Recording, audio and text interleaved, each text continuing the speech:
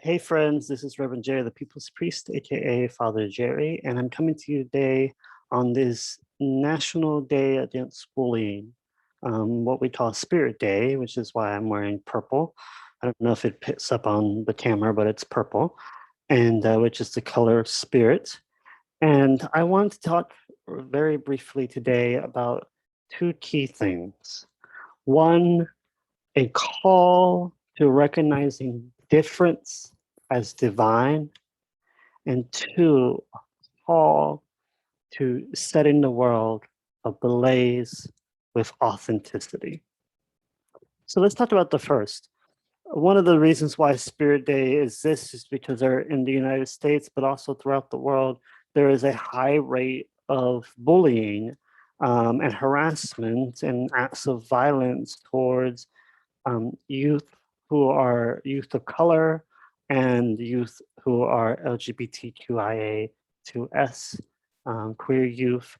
And because of this, there are high rates amongst queer kids of color and queer kids and kids of color in general um, of suicide, self harm, depression, and chronic mental health challenges, all because somewhere along the line, we were taught to believe that difference equals dysfunctional or difference equals dangerous. And I really am here to tell you the opposite, that difference equals divine, that difference equals sacred. And this is a key bit of medicine to remedy this epidemic of bullying that we have in our country specifically, but throughout the world.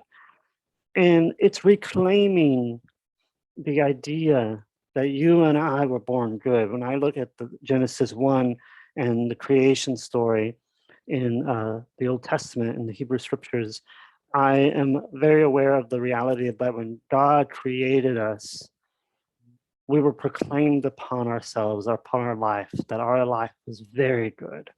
You know, that word good can also be translated as beautiful or blessing. So when the Creator first saw us, they said, we are very good. And somewhere, mainly because of the Christian church, we forgot about that. And we instead told people, no, you were born flawed. You were born dysfunctional. You were born shameful. And you must spend all your life doing all these things to hopefully by the end of your life be reconciled with God or be reconciled to some sense of normality. But that's not the case. That's not what Genesis 1 teaches.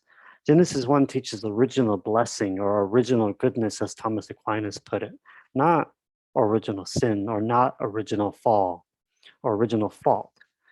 And I equate that to today being learning to recognize that difference equals divinity, difference equals sacred. To be different means that you are owning your goodness, you are owning your inherent worth, and living that out in such a way that pushes up and against those things that say, no, you need to be shameful.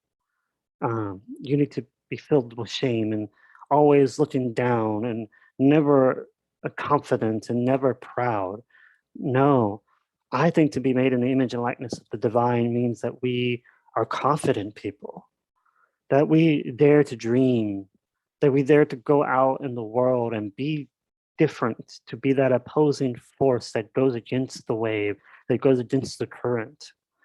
Knowing that divinity and difference go hand in hand. Oftentimes, God acts up in the individuals and in the groups that are most pushed to the side, to the edges, to the places where nobody wants to go. And that is why we need to recognize on this Spirit Day the importance of seeing difference as sacred, seeing difference as divine. So if you're a teacher, if you are a pastor, if you are an administrator, if you're a parent, a guardian, learn to see youth, children, people in general who are different, who question, who challenge, who expand our ways of being, not as dangerous or dysfunctional, but rather as sacred and divine.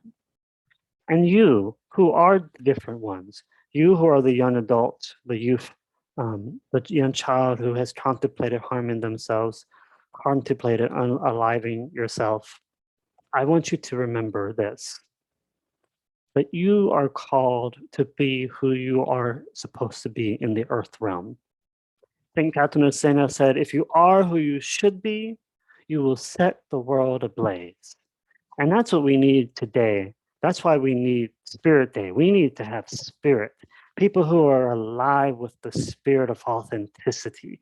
People who are alive with the spirit of radical uniqueness. People who are not afraid to dance to the beat of their own drummer and maybe even design their own song and to paint of their own dimensional way of being.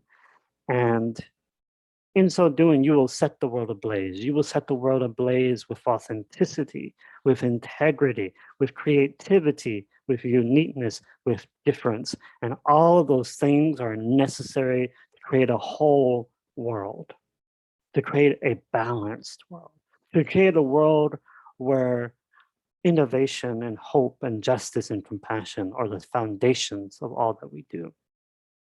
So if you are who you should be, you will set the world ablaze.